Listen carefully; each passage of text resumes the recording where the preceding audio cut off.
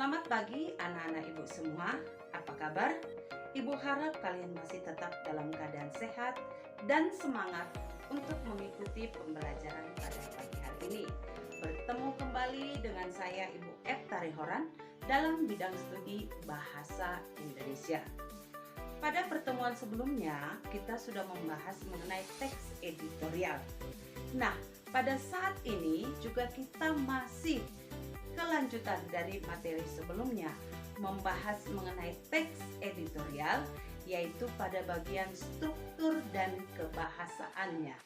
Nah, untuk itu anak-anakku, supaya lebih memahami apa struktur dan kebahasaan dari teks editorial, silahkan kamu simak video pembelajaran berikut ini. Teks editorial. Adapun tujuan pembelajaran kita pada pagi hari ini yaitu siswa dapat menganalisis struktur dan kebahasaan teks editorial dengan giat dan semangat. Pada pertemuan sebelumnya kita sudah mempelajari mengenai pengertian, ciri-ciri, dan sifat teks editorial. Dilanjutkan dengan informasi dalam teks editorial yang diawali dengan jenis teks editorial, kemudian tipe teks editorial, dan kalimat fakta opini dalam teks editorial. Nah, pada video pembelajaran kali ini kita akan membahas mengenai struktur dan kebahasaan teks editorial. Adapun struktur teks editorial dibagi atas 3 bagian. Yang pertama, masalah atau pernyataan pendapat atau sering juga disebut dengan pengenalan isu atau tesis.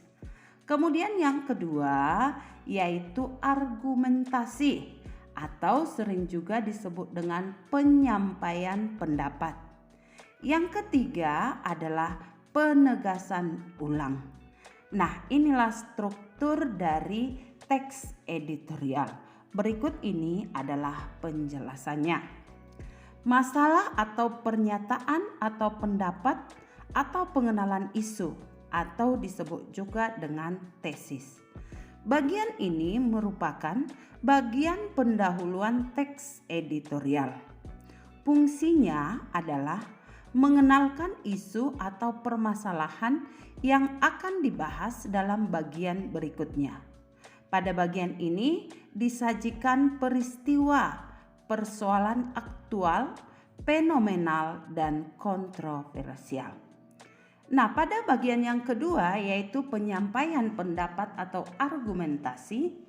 Bagian ini merupakan bagian pembahasan yang berisi tanggapan redaksi terhadap isu yang sudah diperkenalkan sebelumnya, yaitu pada bagian tesis. Bagian ini berisi argumentasi dan pendapat-pendapat. Dan yang terakhir adalah penegasan ulang. Penegasan dalam teks editorial berupa simpulan, saran, rekomendasi. Di dalam penegasan ulang juga terselip harapan redaksi kepada pihak terkait dalam menghadapi atau mengatasi persoalan yang terjadi. Nah, inilah struktur dari teks editorial. Selanjutnya, kaidah kebahasaan dari teks editorial. Adapun ciri atau kaidah kebahasaan yang pertama menggunakan kalimat retoris.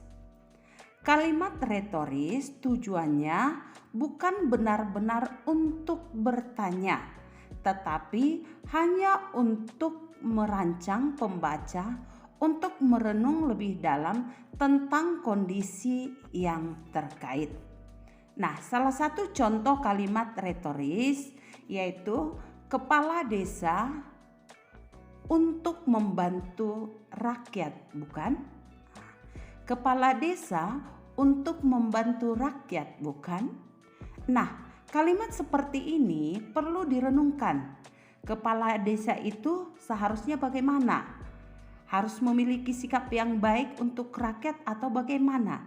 Nah, inilah yang dikatakan dengan kalimat retoris, yaitu kalimat yang tujuannya bukan benar-benar untuk bertanya, tetapi hanya untuk merancang pembaca untuk merenung lebih dalam tentang kondisi yang terkait.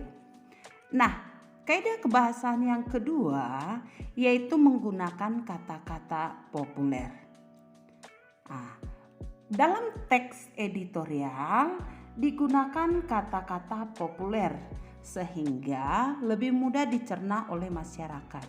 Karena semua pembaca editorial itu tidak semuanya memiliki ilmu pengetahuan yang tinggi. Maka di dalam teks editorial tidak boleh menggunakan kata-kata ilmiah, artinya kata-kata yang sulit dipahami. Teks atau kaidah kebahasaan yang ketiga yaitu menggunakan kata ganti petunjuk. Kata ganti petunjuk itu yang merujuk pada tempat, peristiwa, dan waktu.